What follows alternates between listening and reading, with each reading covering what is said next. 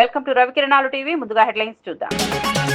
BRS లో అవినీతిని ప్రశ్నించారని కవిత సంచలన ఆరోపణ. హరీష్ రావు నిలదీసిన తర్వాతే సస్పెన్షన్ జరిగిందన్న కవిత.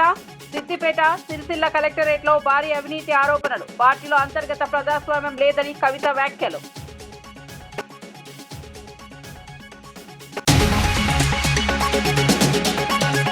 కాళేశ్వరం ప్రాజెక్టుకు తాను అడ్డుపడలేదన్న చంద్రబాబు. తెలుగు రాష్ట్రాల మధ్య విద్వేషాలు మంచివి కాదని వ్యాఖ్య. ప్రతి ఏడాది వేల టీఎంసీల నీరు వృధా అవుతోందని ఆవేదన. రాజకీయాల కన్నా ప్రజల ప్రయోజనాలే ముఖ్యమని స్పష్టం.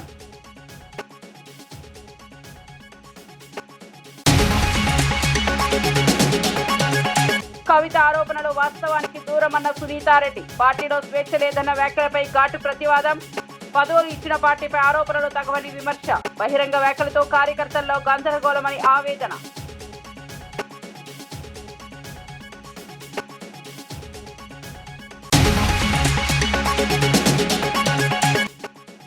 చంద్రబాబు ప్రభుత్వం రెడ్ బుక్ పాలన సాగిస్తోందన్న వైసీపీ. ఎంపీపీ ఎన్నికల్లో బలవంతపు రాజకీయాల ఆరోపణలు. పోలీసుల సమక్షంలో కిడ్నాపులపై వైసీపీ మండిపాటు. ప్రజాస్వామ్యంపై దాడిగా వైసీపీ విమర్శలు. రాజ్యాంగం ఎన్నికల ప్రక్రియలను పట్టించుకోకుండా చంద్రబాబు ప్రభుత్వం రెడ్ బుక్ పాలన సాగిస్తోందని వైసీపీ అధికార ప్రతినిధి పుత్తా శివశంకర్ రెడ్డి ఆరోపించారు. ఉదయగిరి నియోజకవర్గంలోని వింజమూరు ఎంపీపీ ఎన్నిక, రాయదుర్గంలోని బొమ్మహల్లి ఎంపీపీ ఎన్నికలను ఇందుకు ప్రత్యక్ష ఉదాహరణగా పేర్కొన్నారు. పోలీసుల సమక్షంలో వైసీపీ ఎంపీటీసీలను కిడ్నాప్ చేశారని తీవ్ర ఆరోపణలు చేశారు. ప్రజాస్వామ్యాన్ని కూనీ చేస్తూ అధికార దుర్వినియోగానికి పాల్పడుతున్నారని విమర్శించారు. ఎన్నికల్లో గెలవలేక బలవంతపు రాజకీయాలకు దిగుతున్నారని అన్నారు. ఇలాంటి చర్యలు రాష్ట్రంలో ప్రజాస్వామ్య వ్యవస్థపై ప్రజల నమ్మకాన్ని దెబ్బతీస్తున్నాయని ఆవేదన వ్యక్తం చేశారు. అక్రమాలు, బెదిరింపులపై న్యాయ పోరాటం చేస్తామని వైసీపీ స్పష్టం చేసింది. ఒక చక్కటి ఉదాహరణ. అనేక సంఘటనలు రోజు జరుగుతా ఉన్నాయి.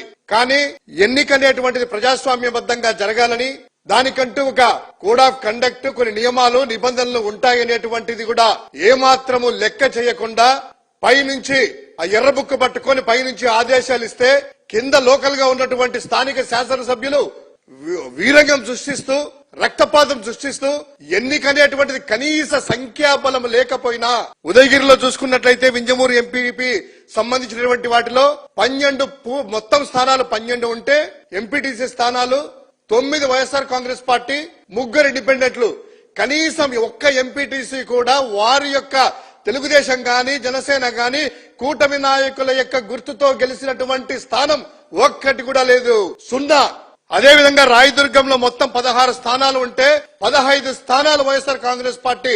పూర్తి బలం ఉన్నా, ఏకపక్షంగా ఉన్నా, కనీసం ఎన్నిక జరగకుండా స్థానిక శాసనసభ్యులు పెద్దల పైన ఆదేశాలతో వీరంగం సృష్టిస్తూ, రక్తపాతం సృష్టిస్తూ, సాక్షాత్తు పోలీసులు, ఎన్నికల అధికారుల ముందరే.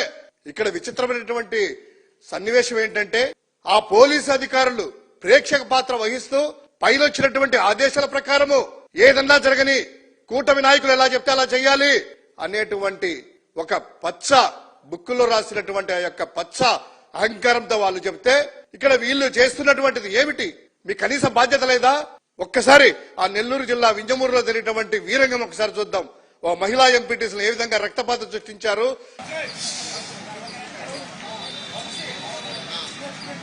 ఓటు వేయడానికి వెళ్తున్నటువంటి మా యొక్క ఎంపీటీసీలు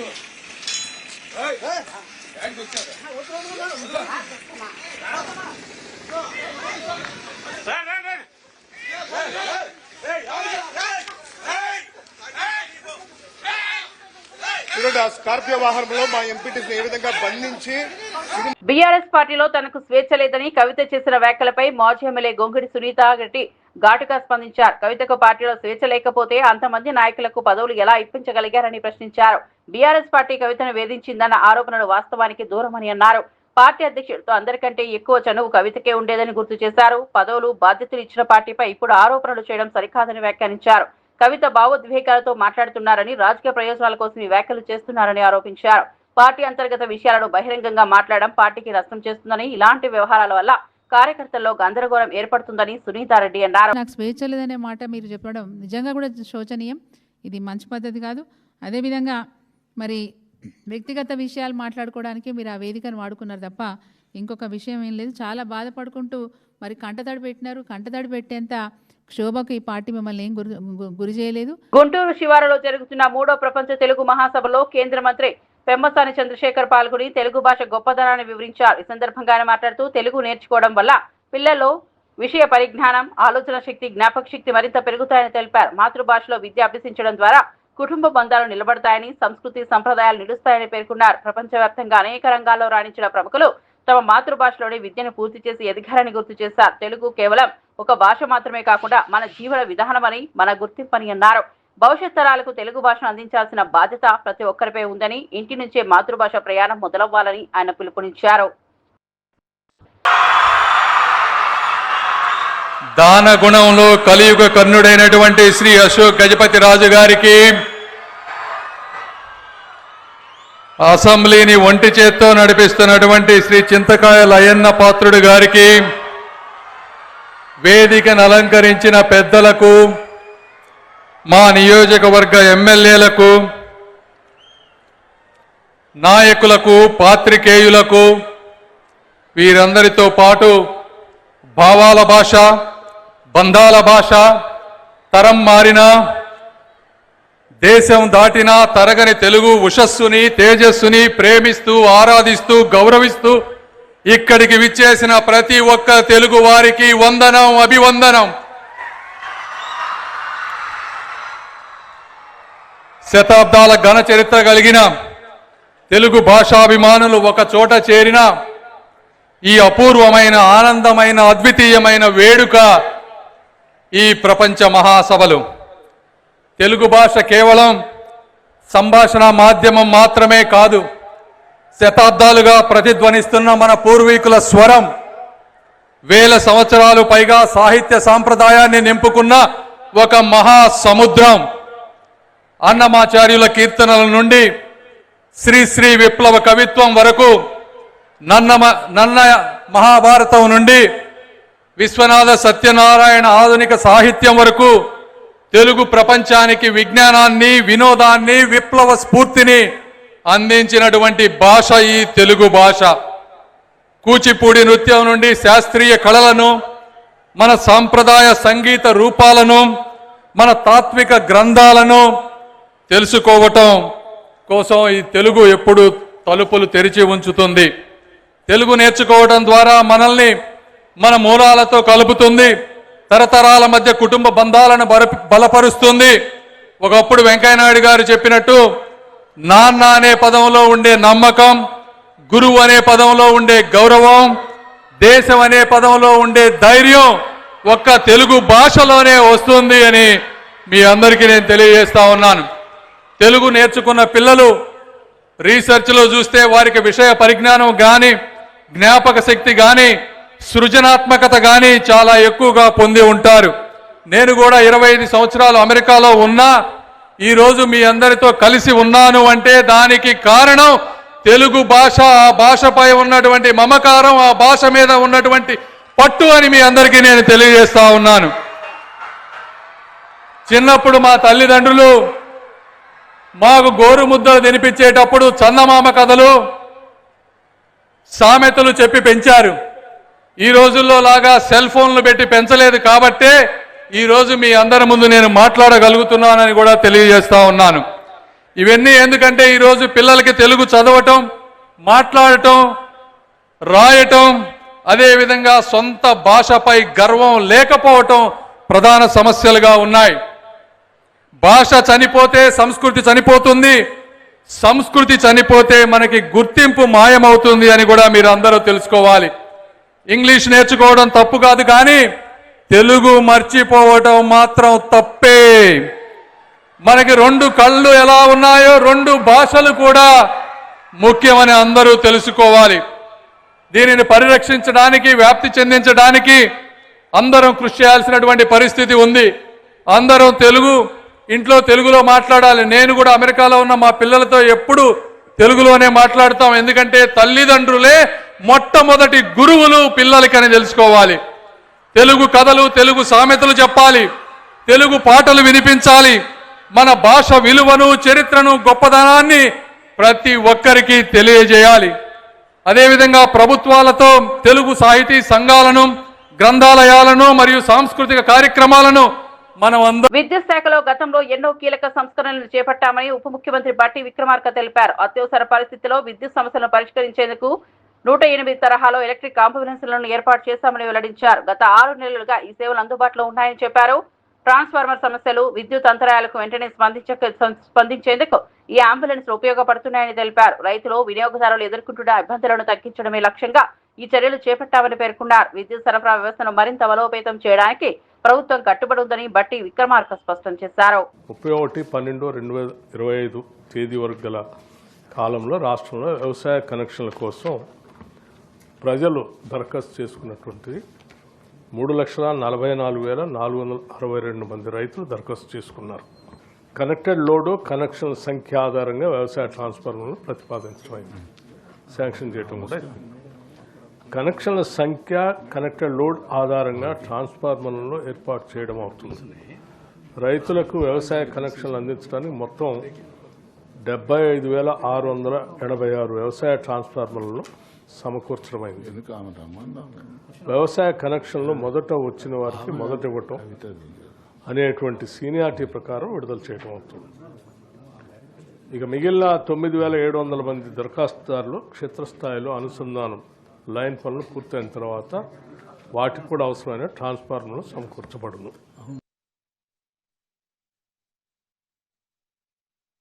ఈ ఎలక్ట్రిసిటీ డిపార్ట్మెంట్లో, ఎనర్జీ డిపార్ట్మెంట్లో చాలా రిఫార్మ్స్ చేశాం. ఆ రిఫార్మ్స్ ఏంటంటే ఎలక్ట్రికల్ అంబులెన్సెస్ పెట్టాము అధ్యక్ష. అంబులెన్సెస్ ఏంటంటే గతంలో 108 ఫోన్ చేస్తే ఎట్లయితే వచ్చి పనిచేస్తాయో ఇప్పుడు 1912 అని ఒక టోల్ ఫ్రీ నెంబర్ ఇచ్చాం.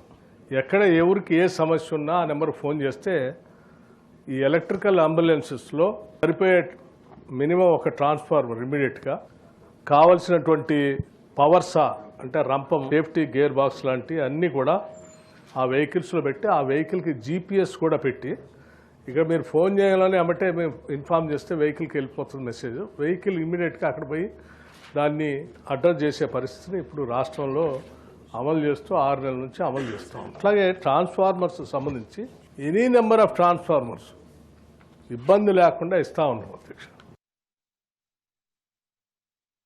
ప్రభుత్వం మాత్రమే కాకుండా ప్రజలు కూడా కష్టాల్లో ఉన్నారని సీఎం చంద్రబాబు గుర్తించారని రాష్ట్ర నైపుణ్య అభివృద్ధి సంస్థ చైర్మన్ బూరుగుపల్లి శేషారావు అన్నారు. తూర్పుగోదావరి జిల్లా ఉండ్రాజవరం మండలం వేలివెన్నిలో లబ్ధిదారులకు సీఎం రిలీఫ్ ఫండ్ చెక్కులు పంపిణీ చేశారు. రాష్ట్రంలో ఆర్థిక ఇబ్బందులు ఉన్నప్పటికీ ప్రజల కష్టాలను తీర్చేందుకు కూటమి ప్రభుత్వం ప్రయత్నిస్తోందని తెలిపారు. అత్యవసర పరిస్థితుల్లో ప్రజలకు అండగా నిలబడమే ప్రభుత్వ లక్ష్యమని చెప్పారు. చికిత్స ఖర్చులు, అనారోగ్య సమస్యలతో ఇబ్బందులు పడుతున్న కుటుంబాలకు ఈ సహాయం ఊరటనిస్తుందని పేర్కొన్నారు. ప్రజల సంక్షేమం కోసమే ప్రభుత్వం వెనకాడకుండా ముందుకు వస్తోందని ఆయన వ్యాఖ్యానించారు. ఇబ్బందుల్లో ఉంటా వ్యవస్థలే కాదు ప్రజలు కూడా అంతే కష్టంలో సమస్యల్లో ఇరుక్కుపోయి ఉన్నారు. వారందరికీ ప్రతి విషయంలోనూ ఏదోడు వాదోడుగా ఉండాలి. వారందరికీ మరి ఈ ప్రభుత్వం అండగా ఉండాలనేటటువంటి సత్సంకల్పంతో ఒక పక్కన ఆర్థిక లోటు ఉన్నప్పటికీ పెద్ద మనసుతో ఇంత సహాయాన్ని అందిస్తున్నందుకు మన ఎన్డీఏ కూటమి ప్రభుత్వానికి, మన గౌరవ ముఖ్యమంత్రి నారా చంద్రబాబు నాయుడు గారికి, ఉప ముఖ్యమంత్రి పవన్ కళ్యాణ్ గారికి, శ్రీ నారా లోకేష్ గారికి ప్రత్యేకమైనటువంటి కృతజ్ఞతలు, ధన్యవాదాలు మన నియోజకవర్గం తరపున తెలియజేసుకుంటూ ప్రతి కుటుంబానికి అవసరమైతే గనక 25 లక్షల రూపాయల వరకు వైద్య సహాయం అందించేటటువంటి విధంగా మనం ఒక ఇన్సూరెన్స్ పాలసీని తెలుగు భాష సంస్కృతిని భావితరాలకు అందించడం అందరి బాధ్యత అని గోవా గవర్నర్ అశోక్ గజపతిరాజు అన్నారు. మాతృభాష ద్వారా మాత్రమే విలువలు, సంప్రదాయాలు నిలుస్తాయని ఆయన అభిప్రాయపడ్డారు. తెలుగు భాష కేవలం మాట్లాడే భాష మాత్రమే కాకుండా జీవన విధానమని చెప్పారు. పిల్లలకు చిన్ననాటి నుంచే మాతృభాషలో బోధన అందిస్తే జ్ఞాపక శక్తి, ఆలోచన శక్తి పెరుగుతుందని తెలిపారు. ప్రపంచంలో ఎన్నో గొప్ప వ్యక్తులు తమ మాతృభాషలోని విద్యను అభ్యసించి ఎదిగారని గుర్తు చేశారు. ఆంగ్ల భాష అవసరమైన మాతృభాష నిర్లక్ష్యం చేయరాదని సూచించారు. తెలుగు భాష పరిరక్షణకు కుటుంబం నుంచే ఆరంభం కావాలని పిలుపునిచ్చారు.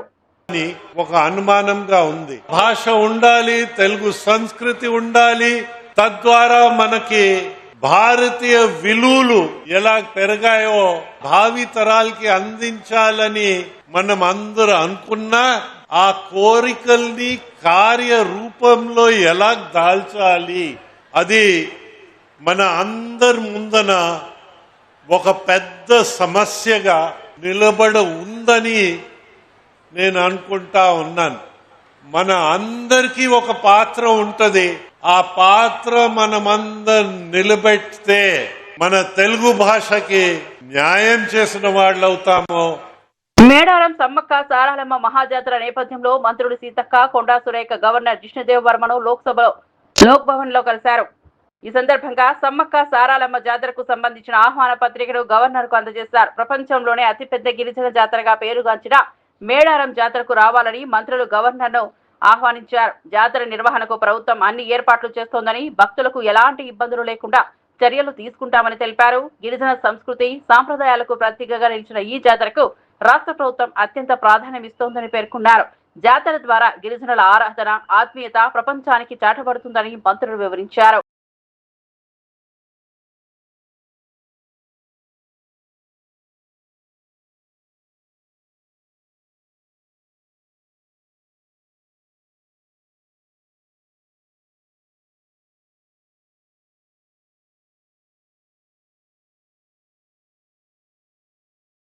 జల వివాదాలపై ఏపీ సీఎం చంద్రబాబు నాయుడు స్పందిస్తూ కీలక వ్యాఖ్యలు చేశారు. కాళేశ్వరం ప్రాజెక్టు నిర్మాణ సమయంలో తాను ఎలాంటి అడ్డంకులు పెట్టలేదని స్పష్టం చేశారు.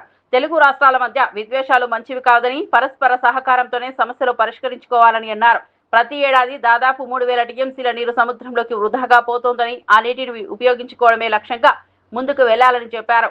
గోదావరి నీటిని వినియోగించుకోవాలని తెలంగాణ కోరితే తాము ఎప్పుడూ అడ్డుపడలేదని తెలిపారు.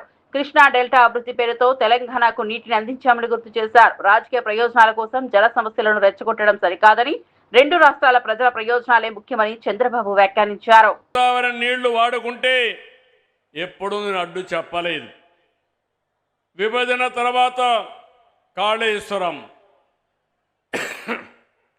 కాళేశ్వరం ప్రాజెక్టు కట్టినప్పుడు గోదావరి పైన ఎన్ని ప్రాజెక్టులు కట్టినా పర్వాలేదు, మనకు నీళ్లు వస్తాయనే ఉద్దేశంతో నేను ముందుకెళ్ళాను. గడిచిన 40 సంవత్సరాల్లో 3000 టీఎంసీ నీళ్లు గోదావరి నుంచి సముద్రం లేకపోతున్నాయి. పోలవరం ప్రాజెక్టు పూర్తవుతుంది. కృష్ణా గోదావరి అనుసంధానం జరుగుతుంది. నా జీవితంలో ఒకటే కోరిక, ప్రపంచంలో తక్కువ నీటి వినియోగం చేసే దేశం భారతదేశం. ఎన్నో సంవత్సరాలుగా పోరాడుతున్నా, ఎన్నో సంవత్సరాలుగా ప్రయత్నం చేస్తున్నా, గంగా కావేరి కలవాలి, దేశంలో నీటి సమస్య పూర్తిగా పరిష్కారం కావాలనేది నా అభీష్టమని మరొక్కసారి మీ అందరికీ విజ్ఞప్తి చేస్తున్నాను. అదే సమయంలో ఆంధ్రప్రదేశ్లో ఉండే నదులన్నీ కలపాలి. తెలంగాణలో గోదావరి నీళ్లు కూడా వాడుకోవాల్సిన అవసరం ఉంటే వాడుకోవాలి. తెలుగు రాష్ట్రాల మధ్య విద్వేషాలు కాదు, సమైక్యత అవసరం. ఒకరినొకరు అర్థం చేసుకోవాల్సిన అవసరం ఉంది. అందరం కలిసి ముందుకు పోవాల్సిన అవసరం ఉంది. ఏపీ కూటమి నాయకుల్లో అంతర్గత విభేదాలు బయటపడుతున్నట్లు టీడీపీ మంత్రి టీజీ భరత్ వ్యాఖ్యలు స్పష్టం చేస్తున్నాయి. తన నియోజకవర్గంలో వేలు పెడితే ఎవరిని వదిలిపెట్టనని ఆయన హెచ్చరించారు. తాను మంత్రి అయినప్పటికీ నుంచి ఎవరి జోలికి వెళ్లలేదని, కానీ కొందరు కావాలని తన నియోజకవర్గంలో జోక్యం చేసుకుంటున్నారని ఆరోపించారు. నన్ను గెలిగితే మీరే ఇబ్బంది పడతారని, తన స్ట్రాటజీలను తట్టుకోలేరని ఘాటు వ్యాఖ్యలు చేశారు. ఈ వ్యాఖ్యలు కూటమిలో చీలికలు మొదలయ్యాయనే సంకేతాలుగా రాజకీయ వర్గాలు విశ్లేషిస్తున్నాయి. అధికార పార్టీలోని ఇలాంటి హెచ్చరికలు రావడం రాజకీయంగా ప్రాధాన్యత సంతరించుకుంది. వాళ్ళకి నేను చెప్పదలుచుకున్నా, అంత ముందు మంత్రులైనారు, చాలా మంది మంత్రులైనారు. ప్రతి ఒక్క మంత్రి ప్రతి ఒక్క దాంట్లో ప్రతి నియోజకవర్గంలో ఏదో రకంగా వాళ్ళు ఇన్వాల్వ్ అయ్యి మీకు తెలియకుండా చాలా చేశారు. నేను ఆ పనులు చేస్తలే. ఏ నియోజకవర్గంలో కూడా నేను రెస్పెక్ట్ ఇచ్చి ఏ వాళ్ళకి ఎమ్మెల్యేస్ కానీ ఇన్ఛార్జెస్ కానీ ఎక్కడా కూడా వాళ్ళకి తెలియకుండా నేను గెలకడంలే. సో నేను అనేది మైండ్లో పెట్టుకోండి. నేను మంత్రి ఉంటా, 5 ఏళ్ళు కాదు, తెలుగుదేశం పార్టీ ఉన్నన్నాళ్ళు నేను మంత్రి ఉంటా. ఇక్కడ మీరు గెలిపిస్తా పోండి. ప్రజలకి సేవ చేసేదానికి అదృష్టం ఉంటుంది. ఎందుకంటే లోకేష్ గారికి తెలుసు నేను ఎట్లా అంటుండ అనేది చంద్రబాబు గారికి తెలుసు. మీరు ఎంత చెప్పినా ఎంత గెలికినా అక్కడ ఏమి మారేది ఏమి ఉండదు. సో సబ్జెక్ట్ మీరు తెలుసుకోవాల్సింది ఏమంటే, నన్ను ఊరికే గెలకద్దండి. నా నియోజకవర్గంలో వచ్చి ఏదైనా గెలికేది స్టార్ట్ చేసినారనుకో, నేను వేలు పెట్టినాను అనుకో, మినిస్టర్గా వేలు పెట్టినారంటే ఆ నియోజకవర్గంలో చాలా మీకే ప్రాబ్లమ్స్ వస్తాయి. సో కైండ్లీ మీ పని మీరు చూసుకోండి. మీ నియోజకవర్గం మీకు ఇచ్చారు, ప్రజలు మీకు ఓటేసి గెలిపించారు.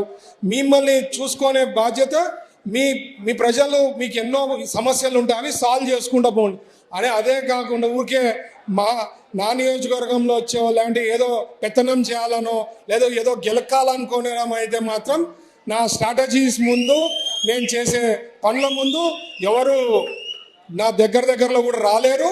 అది నా ఎన్నో నిరూపించుకునేదానికి ఎగ్జాంపుల్స్ ఉన్నాయి. మెడికల్ షాప్స్ రోడ్ది ఎవరు చేశాడండి? ఎవరికైనా చాత అయిందా? స్మూత్గా సాల్వ్ చేశామా? సో ఇట్లాంటివి ఎన్నోటి ఉన్నాయి, చెప్పుకుంటా పోతే చాలా ఉన్నాయి. సో నేను చెప్పేది ఏంటంటే ఎవరు నియోజకవర్గంలో వాళ్ళ జాగృతి తప్పకుండా రాజకీయ పార్టీగా ఎదిగి తెలంగాణ ప్రజల పక్షాన పనిచేస్తుందని కల్వకుంట్ల కవిత ప్రకటించారు. ప్రజల హక్కులను కాపాడటం కోసమే రాబోయే అసెంబ్లీ ఎన్నికల్లో పోటీ చేస్తామని స్పష్టం చేశారు. యువత పిడికిలి బిగించి తమతో చేతులు కలపాలని పిలుపునిచ్చారు. తెలంగాణ ప్రజల ఆశలు ఆకాంక్షలకు ప్రతినిధిగా జాగృతి నిలుస్తుందని తెలిపారు. రాజకీయాల్లో నిజాయితీ, ప్రజాస్వామ్యం, పారదర్శకత తీసుకురావడమే తమ లక్ష్యమని చెప్పారు. ప్రస్తుత రాజకీయ వ్యవస్థ ప్రజలను నిరాశపరుస్తోందని విమర్శించారు. జాగృతి పార్టీగా మారడం తెలంగాణ రాజకీయాల్లో కొత్త సమీకరణాలకు దారితీస్తుందా అనే చర్చ మొదలైంది. పార్టీ పేపర్లు, పార్టీ ఛానళ్లు ఏ ఒక్కరు కూడా ఎన్నడూ కూడా మద్దతు ఇవ్వలేదు అధ్యక్ష. అయినా సరే ధైర్యం వదులుకోకుండా మొక్కువని ప్రయత్నంగా నేను ప్రయత్నం చేస్తూనే వెళ్ళాను అధ్యక్ష. తెలంగాణ రాకముందు, బీఆర్ఎస్ ప్రభుత్వం ఏర్పడకముందు ఒక మాట అనుకున్నాం అధ్యక్ష. కేసీఆర్ గారే పదే ఈ మాట చెప్పారు. ఉమ్మడి రాష్ట్రంలో మనకు కాంట్రాక్ట్ వ్యవస్థ వచ్చింది, మరి కాంట్రాక్ట్ ఎంప్లాయీస్తోని, అవుట్సోర్సింగ్ ఎంప్లాయీస్తోని దేశానికి నష్టం జరుగుతుంది, రాష్ట్రానికి నష్టం జరుగుతుంది, అందరికన్నా ఎక్కువ తెలంగాణ యువకులకు నష్టం జరుగుతుందని చెప్పారు అధ్యక్ష. ఆనాడు వారు సరదాగా ఒక మాట అనేవాళ్ళు, అందరికీ కాంట్రాక్ట్ పోస్ట్ ఉంది, మరి ముఖ్యమంత్రికి కూడా కాంట్రాక్ట్ పోస్ట్ ఉంటుందా అని చెప్పి ప్రశ్నించేవారు అధ్యక్ష. కానీ తెలంగాణ వచ్చిన తర్వాత 10 ఏళ్లలో కూడా కాంట్రాక్ట్ వ్యవస్థను మనం రద్దు చేసుకోలేకపోయినాం అధ్యక్ష. అది కాకుండా అవుట్సోర్సింగ్ ఎంప్లాయీస్, అవుట్సోర్సింగ్ వ్యవస్థను పెంచి పోసిపోయినాం అధ్యక్ష. బాధతో, చాలా ఆవేదనతో నేను ఈ మాటలు చెప్తా ఉన్నా అధ్యక్ష. తెలంగాణ సమాజానికి ఏదైతే ప్రశ్నించడం నేర్పించినటువంటి బీఆర్ఎస్ పార్టీ అధ్యక్ష, అంతర్గత వేదికలలో అనేక సందర్భాలలో నేను ప్రశ్నిస్తే అధ్యక్ష నా మీద కక్ష కట్టారు అధ్యక్ష. కేసీఆర్ గారు చుట్టూ ఉన్నటువంటి కొందరు వ్యక్తులు, తప్పక చెప్తున్నాను అధ్యక్ష ఈ మాట, ఎందుకంటే భారతదేశ రాజ్యాంగం ప్రకారం రాజకీయ పార్టీలు ఏవైనా కూడా ప్రజలకు ఒక దిక్సూచిగా నిలవాలి అధ్యక్ష, ప్రజలకు ఒక దారిదీపంగా నిలవాలి. పార్టీలోనే అంతర్గత ప్రజాస్వామ్యం లేకపోతే రాష్ట్రంలో ఎట్లా ప్రజాస్వామ్యం ఉంటుందనే విషయాన్ని కూడా మనందరం గమనించాలి. కాబట్టి ఈ మాట చెప్తా ఉన్నాను అధ్యక్ష. మరి కక్షగట్టి నన్ను ప్రశ్నించినందుకు పార్టీ నుండి బయటకు పంపించారని చెప్పి చెప్పక తప్పదు అధ్యక్ష. మొదటి సంవత్సరం నుంచే రాష్ట్ర స్థాయి నిర్ణయాలలో ఎక్కడ కూడా నా పాత్ర లేకుండా కట్టుబడి చేసినారు అధ్యక్ష. ఇవాళ ఆనాడు బాధపడ్డా, ఇవాళ నేను సంతోషపడతా ఉన్నా అధ్యక్ష. రాయలసీమ ఎత్తిపోతల పథకం ఆగిపోవడానికి చంద్రబాబు నాయుడే కారణమని తెలంగాణ సీఎం రేవంత్ రెడ్డి అసెంబ్లీలో చేసిన వ్యాఖ్యలు తీవ్ర రాజకీయ దుమారం రేపుతున్నాయి. చంద్రబాబు దయ వల్లే ఆ ప్రాజెక్టు నిలిచిపోయిందని వ్యాఖ్యానించారు. దీంతో ఈ ప్రభుత్వం రాయలసీమ ప్రజలకు చేస్తున్న ద్రోహం బయటపడుతుందనే విమర్శలు వినిపిస్తున్నాయి. రాయలసీమకు అత్యంత కీలకమైన ఈ ఎత్తిపోతల పథకం నిలిచిపోవడం వల్ల సాగునీరు, త్రాగునీటి సమస్యలు తీవ్రతమవుతున్నాయని ప్రతిపక్షాలు ఆరోపిస్తున్నాయి. రాజకీయ ప్రయోజనాల కోసం ప్రజల అవసరాలను తాకట్టు పెడుతున్నారని విమర్శలు వస్తున్నాయి. సీఎం వ్యాఖ్యలు 2 తెలుగు రాష్ట్రాల మధ్య జల వివాదాలకు మరింత మంట పెట్టేలా ఉన్నాయని రాజకీయ విశ్లేషకులు అంటున్నారు. తన శిష్యుడైనటువంటి రేవంత్ రెడ్డి ప్రయోజనాలను కాపాడటం కోసమని చంద్రబాబు రాయలసీమ ప్రజల కళ్లల్లో కారం కొట్టినారు. రేవంత్ రెడ్డితో చేస్తున్నటువంటి జట్టు రాయలసీమను తాకట్టు పెట్టే విధంగా వ్యవహరించటం జరుగుతోంది. రేవంత్ రెడ్డి మీదేమో పన్నీరు, రాయలసీమ వాసులకేమో కన్నీరు మిగిల్చే విధంగా చంద్రబాబు నిర్ణయం తీసుకోవటం ఎంత దుర్మార్గంగా ఉందో మనమందరము కూడా ఆలోచించాలి. రాయలసీమ వాసులంగా జగన్మోహన్ రెడ్డి గారు ఎంతో ఉదాత్తమైనటువంటి ఆశయంతో రాయలసీమ వాసుల కడగండ్లు పూర్తిగా తీర్చివేయాలన్నటువంటి సదాశయంతో దాదాపు 4,000 కోట్ల రూపాయల ప్రాజెక్టును, ప్రతిరోజు కూడా 1 టీఎంసీ వాటర్ను, మిగులు జలాలను రాయలసీమ ప్రాంత వాసులకు అందరికీ వాళ్ళ పొలాలను తడపాల అన్నటువంటి గొప్ప ఆలోచన చేస్తే ఈ రోజున చంద్రబాబు నాయుడు గారు ఉద్దేశ్యపూర్వకంగా రేవంత్ రెడ్డి ప్రయోజనాలను కాపాడటం కోసమని రాయలసీమను తాకట్టు పెట్టడం అంటే ఇంతకంటే ఘోరం మరొకటి లేదు. చంద్రబాబు గారి తెలుగుదేశం పార్టీ చెలికత్త పత్రిక ఈ రోజున పతాక శీర్షికల్లో ఒక వ్యాసం రాసింది. ప్రభుత్వ వర్గాలు జగన్మోహన్ రెడ్డి గారే ద్రోహం చేసినారు ఎత్తిపోతల పథకానికి అని చెబుతూ. ఎంత దారుణమైనటువంటి విషయం. ఎవరు ఆ ప్రభుత్వ వర్గాలు అంటే ఈ రాష్ట్రంలో ఉన్నటువంటి అధికారులందరినీ కూడా తెలుగుదేశం పార్టీ కార్యకర్తలుగా ఆ చెలికెత్త పత్రిక మార్చివేసింది ఆ వ్యాసం ద్వారా. తెలుగుదేశం పార్టీకి సంబంధించినటువంటి నాయకులకు ఎవరికీ కూడా దాని మీద ఏ రకమైనటువంటి అవగాహన లేకపోవడంతో సాక్షాత్తు ఆ చెలికత్తె భుజానాకు ఎత్తుకొని ఈ వ్యాసాన్ని ప్రజల నెత్తిన రుద్దేటువంటి ప్రయత్నం చేసింది. సీమకు చంద్రబాబు గారు ఏ రోజు కూడా సీమ వాసి అయ్యుండి ఒక్క రోజు కూడా అతను ఒక్క మంచి పని చేసినటువంటి పాపాన పోలేదు. రాయలసీమకు ఏదైనా మేలు జరిగిందంటే 84-85 ప్రాంతాలలో వైఎస్ రాజశేఖర రెడ్డి గారి నాయకత్వంలో ఆనాడు జరిగినటువంటి విరోచిత పోరాటాలు, ఆయన ముఖ్యమంత్రి అయిన తర్వాత అది గాలేరి నగరి కావచ్చు, హంద్రీనివా కావచ్చును, ఏ నీటిపారుదల ప్రాజెక్టు రాయలసీమకు అయినా కూడా పెద్ద ఎత్తున వచ్చినాయి అంటే అది ఆయన పుణ్యమే. రాజశేఖర రెడ్డి గారే లేకపోయి ఉంటే రాయలసీమ వాసులకు తీరని నష్టం జరుగుండేది. ఆయన వారసుడుగా జగన్మోహన్ రెడ్డి గారు మరింతగా రాయలసీమ వాసుల కడగండ్లను తీర్చాలన్నటువంటి గొప్ప ఆలోచనతో ఈ ఎత్తిపోతల పథకానికి శ్రీకారం చుడితే ఆ చెలికెత్త పత్రిక. బులెటిన్ ముగించే ముందు హెడ్లైన్స్ మరోసారి చూద్దాం. బీఆర్ఎస్ లో అవినీతిని ప్రశ్నించారని కవిత సంచలన ఆరోపణ. హరీష్ రావు నిలదీసిన తర్వాతే సస్పెన్షన్ జరిగిందన్న కవిత. సిద్దిపేట, సిరిసిల్ల కలెక్టరేట్ లో భారీ అవినీతి ఆరోపణలు. పార్టీలో అంతర్గత ప్రజాస్వామ్యం లేదని కవిత వ్యాఖ్యలు.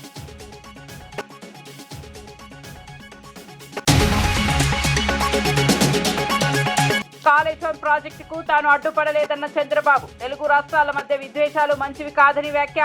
ప్రతి ఏడాది వేల టీఎంసీల నీరు వృధా అవుతోందని ఆవేదన. రాజకీయాల కన్నా ప్రజల ప్రయోజనాలే ముఖ్యమని స్పష్టం.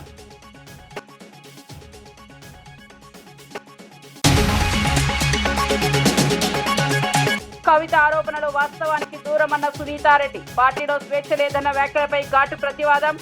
పదవులు ఇచ్చిన పార్టీపై ఆరోపణలు తగవని విమర్శ. బహిరంగ వ్యాఖ్యలతో కార్యకర్తల్లో గందరగోళమని ఆవేదన.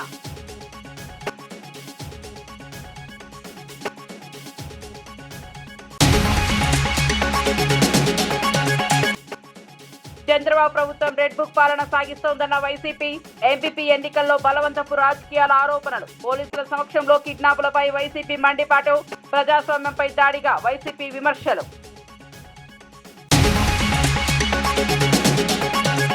మరిన్ని అప్డేట్స్ కోసం చూస్తూనే ఉండండి రవికిరణాలు.